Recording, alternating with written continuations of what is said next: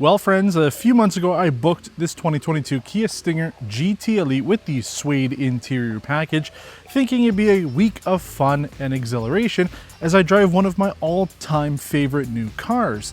But unfortunately, we have to talk about something that is far more important than how great this car is, and it's the fact that Kia wants to kill this. The rumors over the past couple weeks are pretty unavoidable. It seems that Kia has decided that this will be the final year of production for the Stinger. This is coming from a number of different websites, a number of different sources, and even I myself have heard it as a pretty small journalist out here in Quebec. So that's a problem, because this car is a definitive point in Kia's history. If you think of automotive history in general, there are a number of cars that have really made a splash in the marketplace. The Kia Stinger is not only a vehicle that made a splash in the marketplace, but it is that definitive moment for Kia. Everything before this car was okay, but everything since the Stinger came out has been absolutely phenomenal. They have vehicles like the best-in-class midsize SUV with the Telluride, things like the Kia Seltos, a fantastic subcompact crossover, new vehicles like the Carnival that just redefine what a minivan can and should be, and then pretty much the rest of the vehicles in Kia's current lineup like the K5, the Forte, all of them just are superb vehicles that deserve to be driven.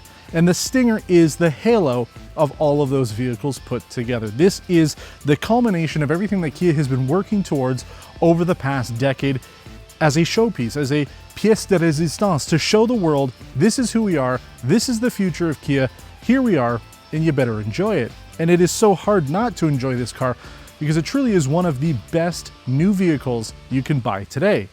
And if Kia really decides to kill this vehicle off, it will be a complete travesty. Why? Well, you need to have a halo car. There needs to be something that kids can put up on their wall, talk about with their friends, play in video games, and absolutely adore. Doesn't mean everybody's going to go out and buy one. When you're going into the showroom and you're looking at your Rio or your Forte or your Carnival, you see the Stinger sitting there and you think, wow, what a beautiful car. Imagine if I had that. I can't afford it today, or I can't use it in my life today, but the fact that this exists is great. And by killing it off, you're losing out on a tremendous amount of buying power and brand recognition that comes with having such a fantastic vehicle like the Kia Stinger. So it's why I'm very disappointed. I mean, the whole week has just been shrouded in this gray cloud, this dark cloud of disappointment when it comes to this car, because the Kia Stinger truly deserves to exist. And the only thing that I've heard, the reason why this might be getting killed off, is because it's sort of overshadowing the Genesis G70. Now that got a facelift for this model year. We're going to be featuring it later on in 2021, but it's more or less the same car. Different interior, different exterior, pretty much the same engine and transmission and everything. That one comes with a limited slip differential, pretty much a standard when you go with the 3.3 turbo, but you're basically getting the same car in the Genesis package. But is it really taking away sales from the Genesis? Are people not buying the Genesis because of the Stinger? I don't know. I can't tell you for sure. You'd have to ask people who don't buy a G70 and go with the Stinger if that was even on their list. So that's my piece. But I want to talk about the 2022 Kia Stinger GT Elite because it is a facelift for this model year. We featured a number of Stingers over the years, and we even featured the 2021 not too long ago in a very similar red, but this now comes with a facelift. From the front end, you really can't tell there's much change. The badging is new for 2022. The new Kia corporate image is on there, but you also get a couple other changes on the outside that make this different from the 2021s. We have these new two-tone 19-inch rims. I think they look really good. The back end got the biggest change. There is now a full-length LED light bar that runs along the back for the daytime running lights, parking lights. It looks superb. The exhausts, though, they stayed the same, but the actual tips, the bezels, the surrounds on them got quite a bit bigger. I think that is one change that could have done without.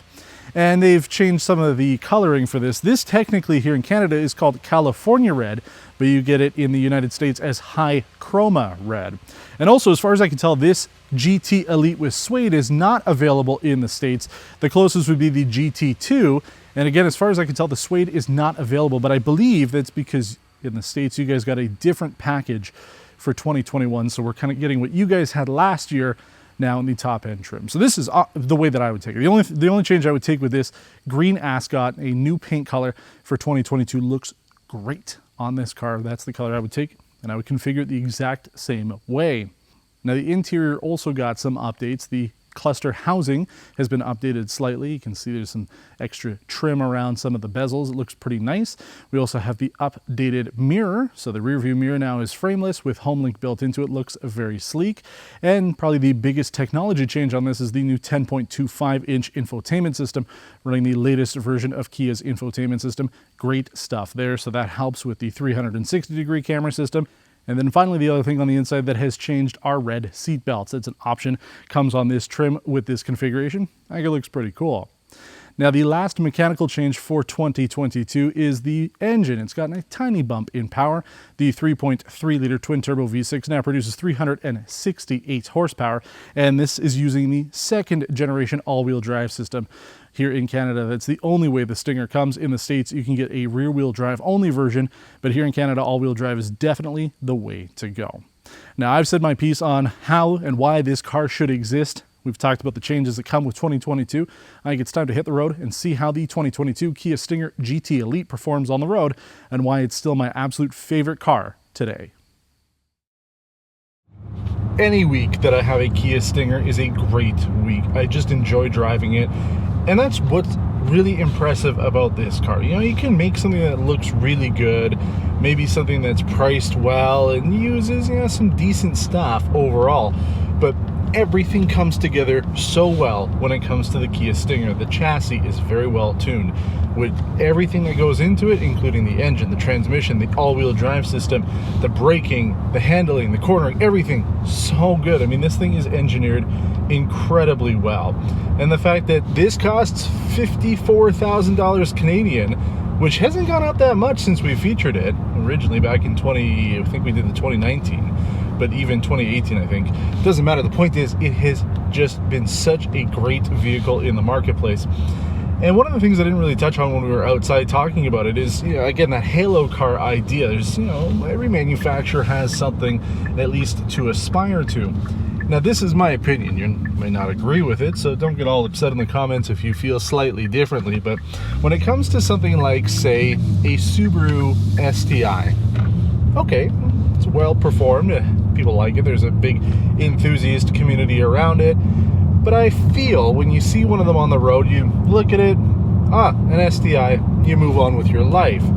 But when you see a Kia Stinger, and I know this from experience because this car gets so much attention, people are genuinely excited about it. I think because it doesn't have that boy racer kind of persona, doesn't have any stigma attached to it. This car is essentially pure for people who maybe aren't necessarily car enthusiasts and just can appreciate something that looks great and represents something in the marketplace that is different.